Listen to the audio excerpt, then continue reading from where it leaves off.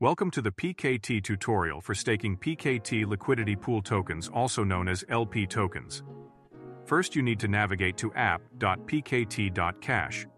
On the top right corner, connect your MetaMask wallet or Coinbase wallet.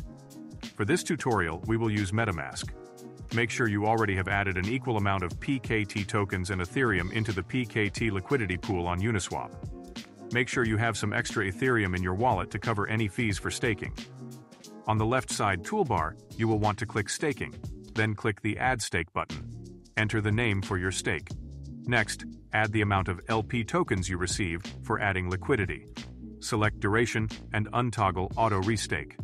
Click Next.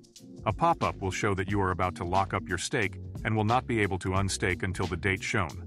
Press Confirm. Your MetaMask wallet will pop up, and you will click Next, then Approve. This could take a while, so be patient. Your wallet will pop up again and ask for you to confirm the estimated fee for staking liquidity. Click Next, then Approve.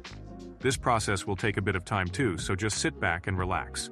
Once your stake has been complete, and TXID will show at the top of your screen, and your stake will show at the bottom of your dashboard. That does it for the PKT tutorial for staking PKT Liquidity Pool Tokens. If you would like to learn how to claim your PKT migration airdrop, or stake your PKT tokens, please watch the PKT tutorial videos in the description below. If you have any questions, please feel free to comment below, and someone will try to answer them as soon as possible.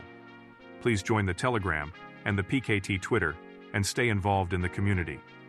Thank you for watching, and see you on the next one.